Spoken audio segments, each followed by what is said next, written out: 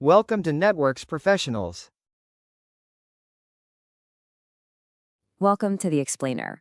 Today we're going to take something that honestly feels a bit like invisible digital magic, IPsec, and turn it into a totally clear, tangible concept.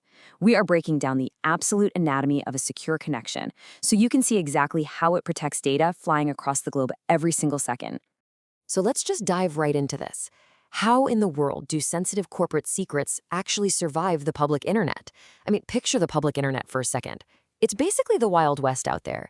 It is vast, it's chaotic, and listen, if you're sending unencrypted data, it is incredibly vulnerable. Anyone listening in could just snatch your packets right out of the digital air. No way we want that.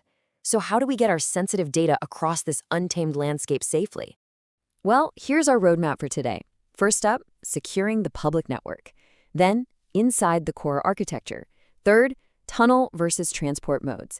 And finally, real-world deployment. We're going to dissect this digital armored transport system step by step.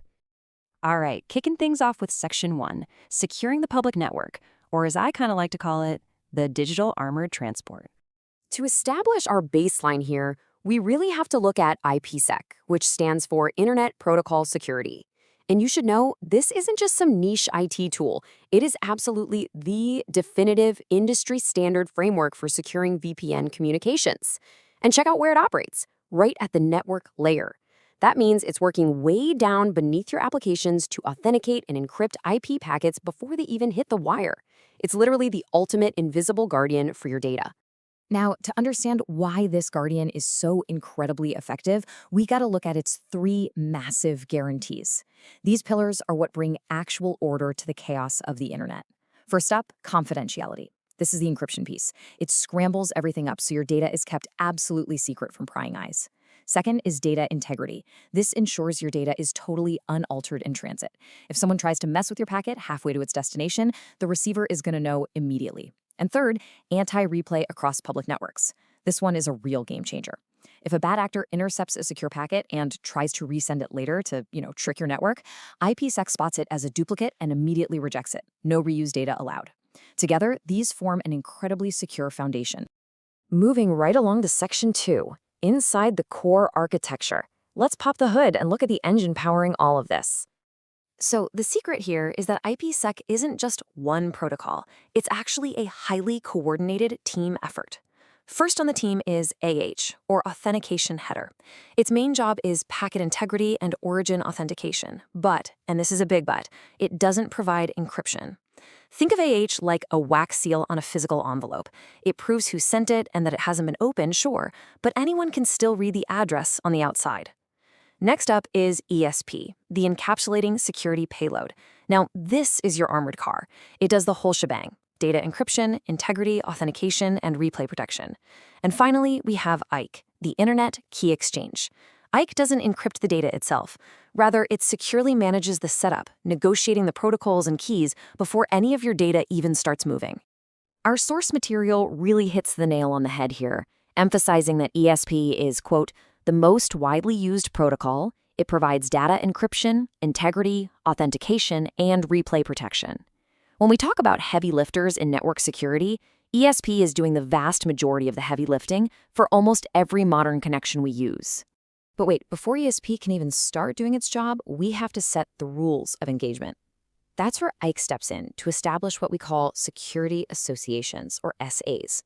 Think of IKE as this highly skilled diplomatic negotiator stepping in to establish a trusted relationship between peers. And it pulls this off in two main phases. Step 1 is Phase 1 negotiation. That's where the two endpoints create a secure, authenticated channel just to safely talk to each other. Once that baseline channel is up, they move to Step 2, Phase 2 negotiation. This is where they agree on the specific IPsec parameters, like deciding to use our heavy lifter, ESP, to actually encrypt the bulk data traffic. It's a beautifully choreographed process. Okay, on to Section 3, tunnel versus transport modes.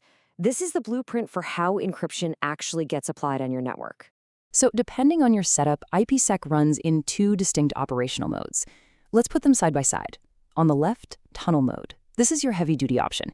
It encrypts the payload and the original IP headers, and then it takes that entire package and encapsulates it inside a brand new IP header. It is literally wrapping your whole data packet in a protective tunnel. On the right, we have transport mode. This one's a bit leaner. It encrypts only the packet payload, leaving the original IP header totally intact.